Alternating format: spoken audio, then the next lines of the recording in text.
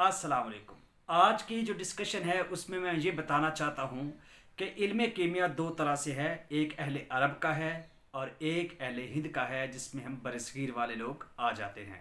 वो केमिकली है, ये हर्ब्स के ज़रिए है, जड़ी बूटियों के ज़रिए है। तो कौन सा वैलिड है, किसको अपनाना चाहिए? जो कहने का मतलब है कि जो आपके पास अपॉर्चुनिटी है, जो चीज़ें आपके पास इजीली अवेलेबल हैं, उन्हीं को आप इस्तेमाल करें। अगर आपके पास प्योर केमिकल मौजूद है, आप उससे काम कर सकते हैं। अगर नहीं है तो फिर हम सहारा लेते हैं जड़ी बूटियों का। बेसिकली उनके अंदर भी तो केमिकल ही मौजूद होता है, लेकिन वो केमिकल कौन सा होता है? नेचुरल होता है। जैसे हम कैलोट्रॉप्स है या अक है या दूसरी जितनी भी जड़ी बूटियां हैं उनका इस्तेमाल करते हैं, तो उनसे हम फ़ायदा लेते हैं प्योर केमिकल निकाल के।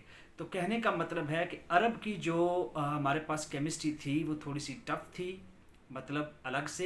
ये हमारे लिए आसान इसलिए है बरसगीर की जड़ी बूटियों के हवाले से कुछ साजी उस तरीके का काम करना, क्योंकि ये जड़ी बूटियाँ ईजिली हमारे पास अवेलेबल थी और हम इनका इस्तेमाल कर लेते थे। तो दोनों तरीके से जो आप चाहें कर सकते हैं। अभी तीसरी जिद्दत एक और आ चुकी है कंप्यूटेशनल की, कि हम पहले फॉर एग्जांपल कोई तजर्बा करते थे, केमिकल ज़ाया होते थे, वो सही होता या ना होता ये बात का मसला है।